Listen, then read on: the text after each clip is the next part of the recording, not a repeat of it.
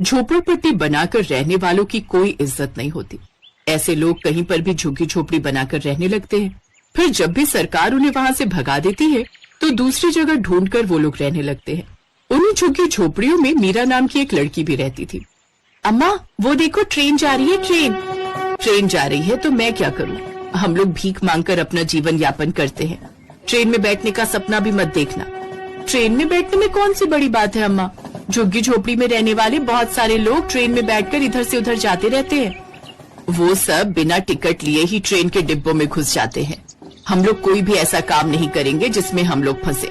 भीख मांगकर गुजारा जरूर करते हैं, लेकिन जेल में जिंदगी बिताने से तो बेहतर ही है।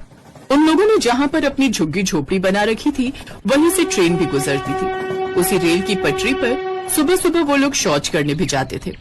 वहीं दूसरी तरफ वहाँ से थोड़ी दूर पर रेलवे की पटरी के पास कुछ झुग्गी झोपड़ी और भी बनी थी, जिसमें पप्पू नाम का एक लड़का रहता था।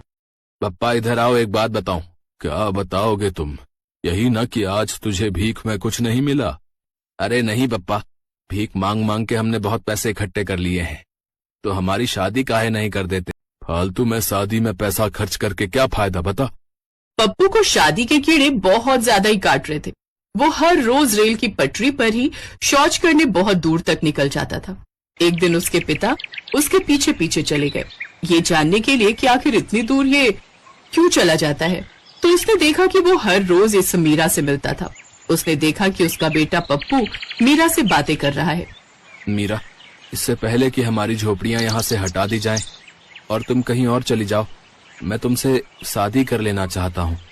आखिर कब तक हम दोनों हगने के बहाने एक दूसरे से मिलते रहेंगे? अरे तो इंतजार किस बात का कर रहे हो पप्पू? जो करना है तुम्हें ही करना है।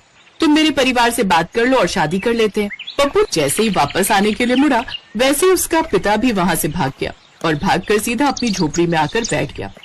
पप्पू, अब मुझे समझ आ गया है कि तू मुझसे शादी के लिए रोज रोज क्यों कहा करता है। इतनी दूर तू सुबह हगने के लिए नहीं जाता था, बल्कि अपनी होने वाली बीबी से मिलने जाता था, है कि नहीं? अरे पप्पा, तुम तो बिल्कुल अंतर्यामी निकले। जब आप सब कुछ जान ही गए हो तो जल्दी से चलो, मैं आपको मीरा के परिवार से मिलवा देता हूँ और हम लोगों की शादी तय कर दीजिए। देखो पप्पू, शादी में बहुत पैसा खर्च होता है। हम लोग भिखारी हैं और जिस लड़की से तू शादी करना चाहता है ना, वो भी भिखारी ही है। अरे कैसे होगी शादी, बता। वैसे ही जैसे आपने शादी की थी। शादी के समय आप भी कहीं के महाराजा नहीं थे, हैं? आपकी हालत भी उस समय यही थी। वैसे टेंशन ना लो, शादी में ज्यादा खर्चा नहीं करेंगे, जुगाड़ से हम लोग शादी कर लेंगे। बारिश की वजह से उसकी झोपड़ी से पानी टपकने लगा।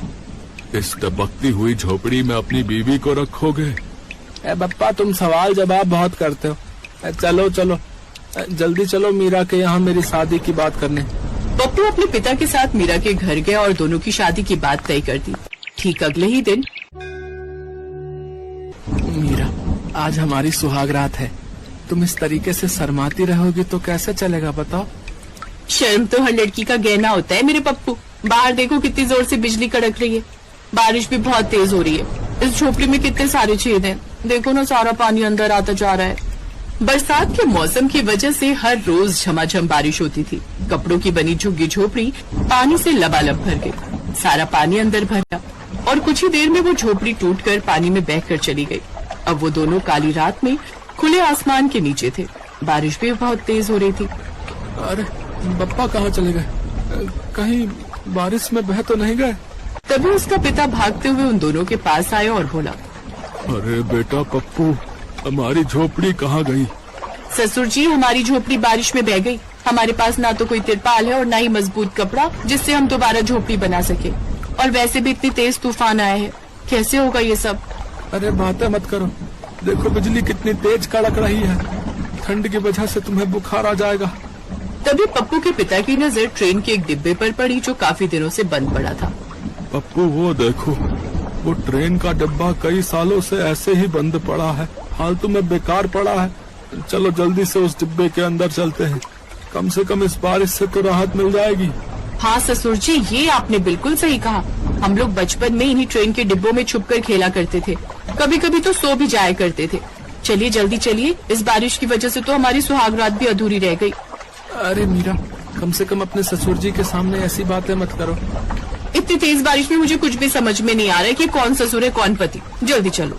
वो लोग उसी रात में उस ट्रेन के खाली पड़े डिब्बे में चले गए। वहाँ पर उन्हें थोड़ी राहत मिली क्योंकि लोहे का पूरा डिब्बा था जिससे पानी अंदर आने का सवाल ही पैदा नहीं होता। तुम लोगों ने अपना सामान तो उठा लिया था ना? हाँ पप्पा, हम सारा सामान ले आए हैं। आप चिंता न करो, आपका सामान भी हम लोग उठा लाए हैं। पर झोपड़ी हमारी बह गई, बाकी सामान हमने बचा लिया। ठीक है, तुम लोग इसी डिब्बे में आराम करो, मैं दूसरे डिब्बे में जाता हूँ। पप्पू का पिता दूसरे के डिब्बे में जाकर अपने कपड़ों को बिछाकर वहीं सो गया।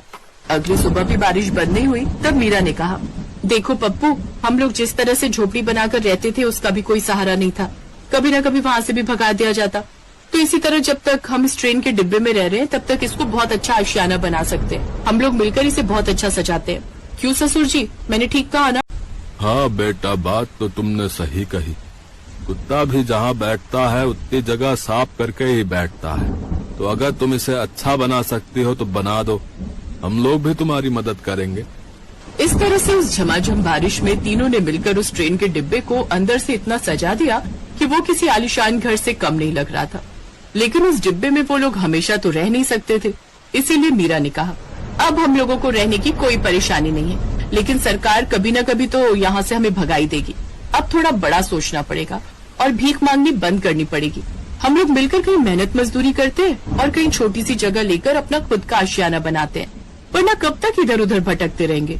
ससुर जी को भी कितनी तकलीफ होती है, उनके बारे में तो सोचो।